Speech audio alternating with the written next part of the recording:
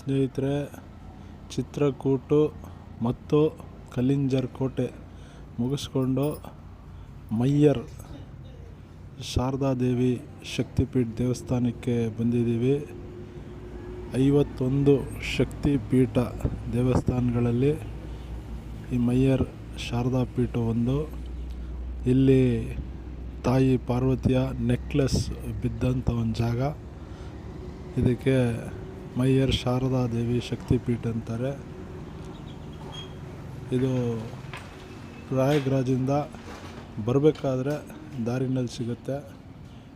ತುಂಬ ರಶ್ ಇದೆ. ಪ್ರಯಾಗ್ರಾಜು 500 ಕಿಲೋಮೀಟ್ರ್ ಹಿಂದೆಯೇ ಫೋರ್ ವೀಲರ್ನೆಲ್ಲ ನಿಲ್ಲಿಸಿದ್ದಾರೆ. ತುಂಬ ರಶ್ ಇದೆ, ನೋಡ್ಕೊಂಬನ್ನಿ.